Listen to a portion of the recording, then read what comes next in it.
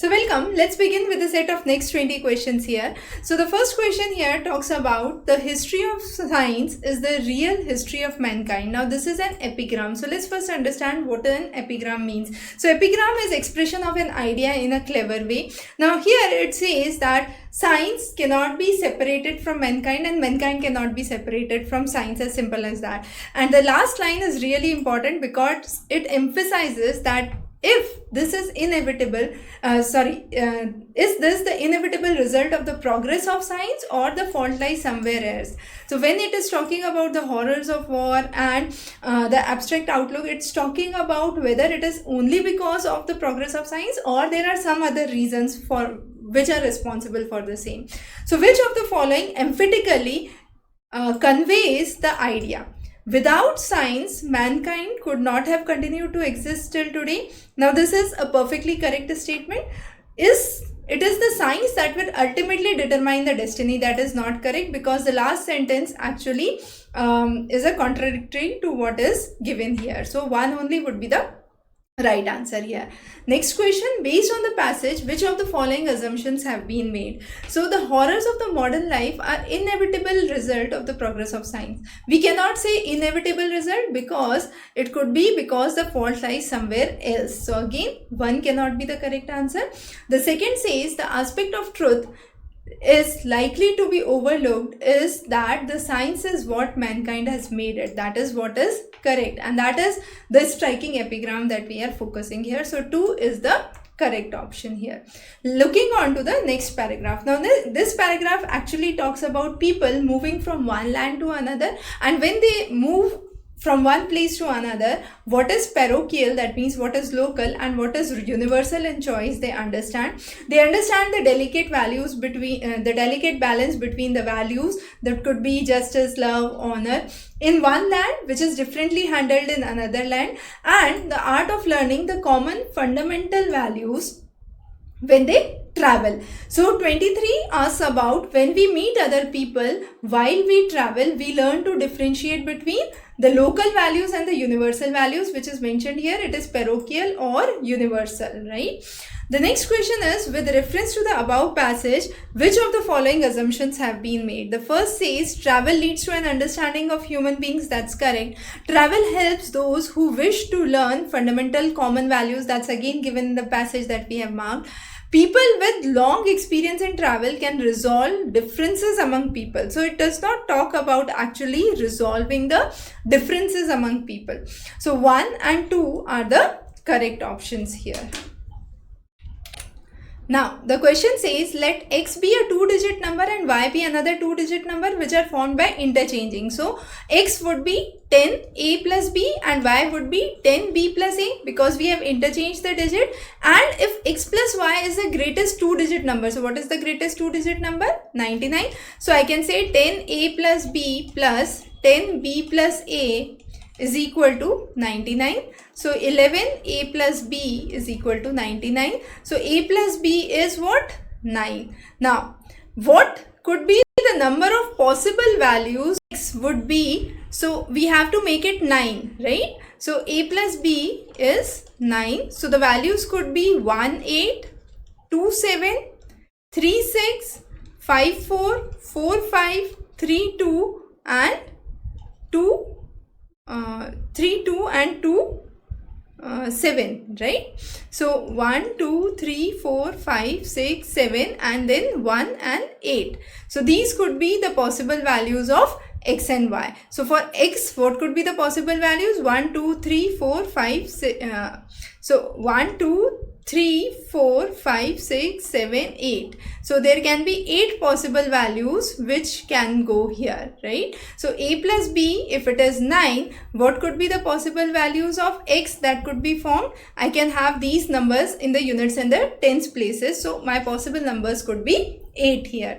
Coming on next, the weight of 6 boys is equal to 7 girls is equal to 3 men is equal to 4 women. Now, the average weight of women is 63. So, 63 into 4 is equal to the average weight of boys. So, boys is 6. So, 6 into x. So, x is equal to 63 into 4 divided by 6. So, that's 2 by 3 and this is 21. So, 42 is the right answer here. coming next is, in how many times the hour end and the minute end coincide? So they coincide every 65 minutes, which we have seen in our classes on clocks.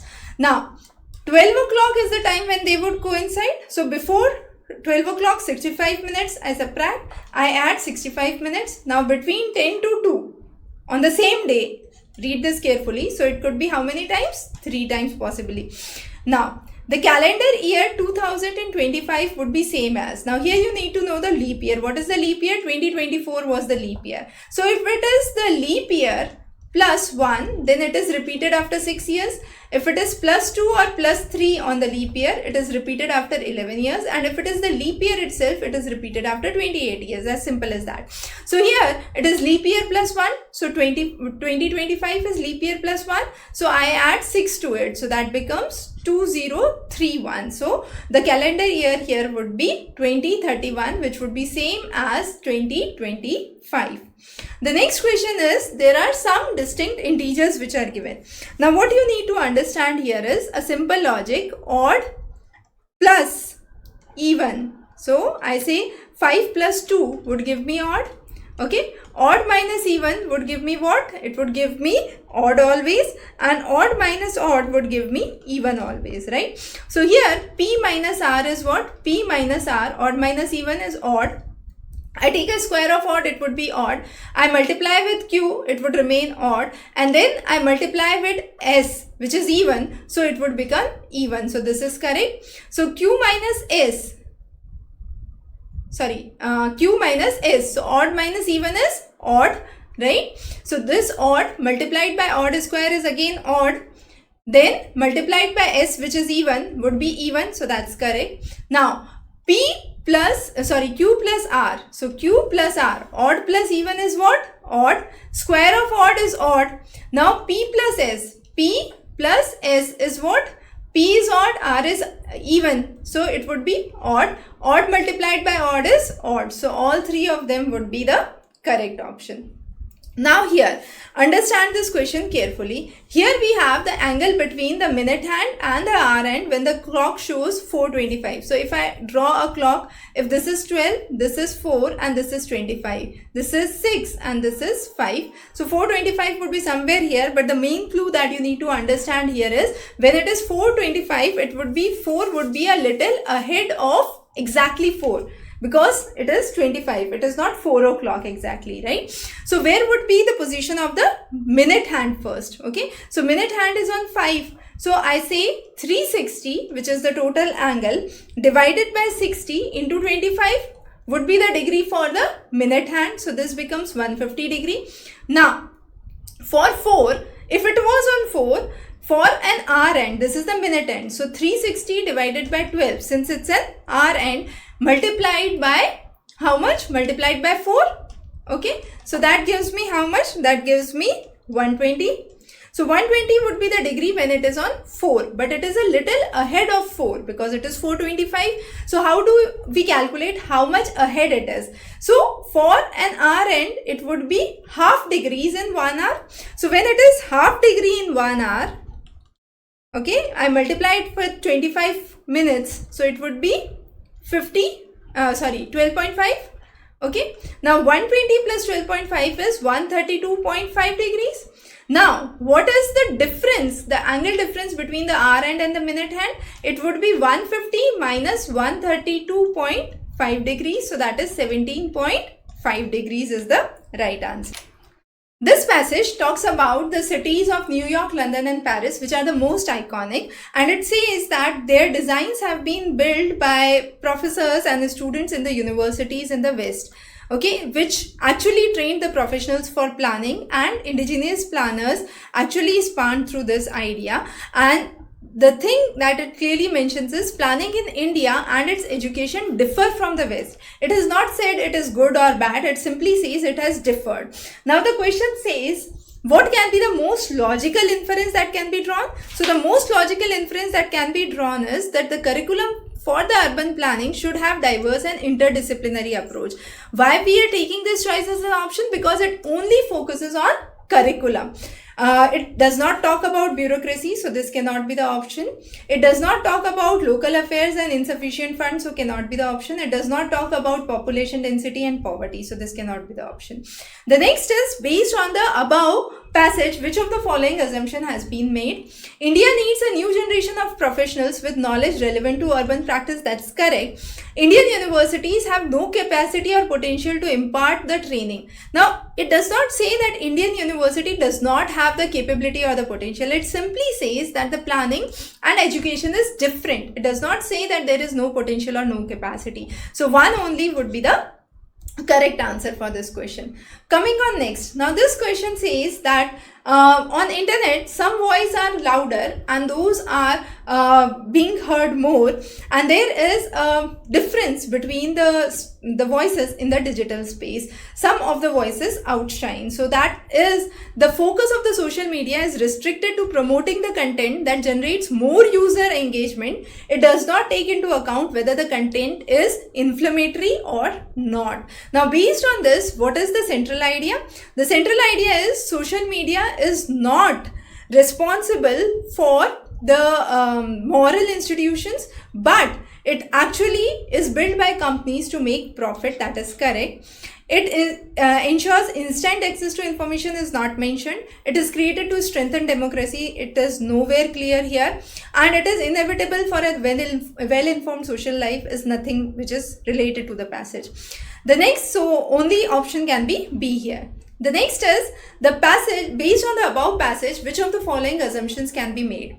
That internet is not inclusive enough. That is correct, because some of the voices outshine, as it says, so that is correct. And internet can adversely affect the quality of politics in the country. That is again correct. So both 1 and 2 are the correct options here. Now, this question is an interesting question. What are the factors of 333? 333 can only have 2 factors, 3 and 11, right? So 333 has 2 factors, 3 and 11. Both of these factors are odd.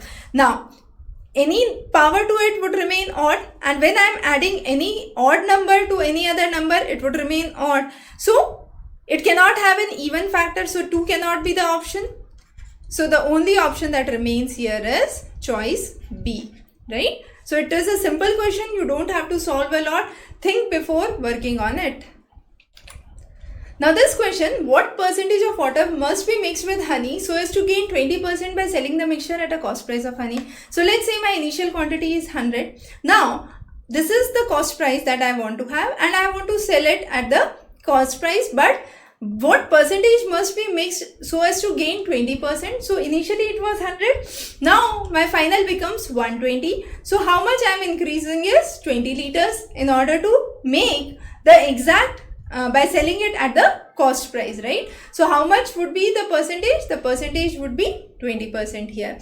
Now the next question is on cyclicity. Last year also there was one question on cyclicity, so practice this carefully for the next exam as well, those appearing in case. So okay, so 30 raised to power 30, so it is 30 means 3 into 10 raised to power 30. So I remove the factor of 10 because preceding the rightmost zeros it is saying. So it is 3 raised to 30. Now, if I talk about 3 raised to 1, 3 raised to 2, 3 raised to 3 and 3 raised to 4 and then 3 raised to 5, right? I go on to just the last digit. So for 3 raised to 3 raised to 1, my last digit is 3. 3 raised to 2, 9. 3 raised to 3, it is 27. So my last digit is 7, right? Just take into account the last digit. 3 raised to 4 is 81. So 1 is the last digit. And then I multiply it with again 3. So it becomes 3, right? So after every 4 digits, my cycle repeats. So it would be the last digit would be in the order 3971, 3971, as simple as that. Now 3 raised to 30, I simplify it. So I make it 3 raised to power 4 raised to power 7 multiplied by 3 raised to power 2. So this 3 raised to power 4 has the last digit 1. Now raised to power 7, it would have the last digit as 1 only. So I'll multiply it with 3 raised to 2, that is 9. So what would be the rightmost digit which would be preceding here? It would be 9. Clear? A can, X can be bottled, has 399 liters, Y has 532 liters. Now, when I am bottling it, I can say 399 is 133 into 3 and 532 is 133 into 4. Now I have to bottle it such that the bottle capacity remains the same. So how many different size bottles are possible? Now this 133 bottles if I take, I can have both of them equally bottled up. But any number 3 or 4 if I take, that would lead to a variability. I don't want a variability. I want only those bottles which can be possible, which can I'm left with neither petrol nor diesel after filling with them. So what could be the factors then? So the factors are 1, 7, 19 and 133. Now how many different bottle sizes are possible? So bottle of 1 is possible, bottle of 7 is possible, 9 is possible, 133 is possible. Now I take 7 into 19, but 7 into 19 is again 133, so that makes it same. So how many bottle sizes are possible? 4 bottle sizes, 1, 7, 19 and 133. As simple as that. Clear? Now coming on to the next question, you have distinct XYZ. Each of them is prime number less than 10. So what are the prime numbers? 2, 3, 5 and 7. Now I add those. So I add 2 plus 3 plus 5, that gives me 10. I add 3 plus 5 plus 7, that gives me 15. I add 2 plus 5 plus 7, that gives me 14. So the last units digit can be 0. Yes, it can be 0. It can be 5. Yes, it can be 5. But it cannot be 9. So 1 and 3 are the only correct options in this case. So we'll cover the next set of 20 questions in next lecture.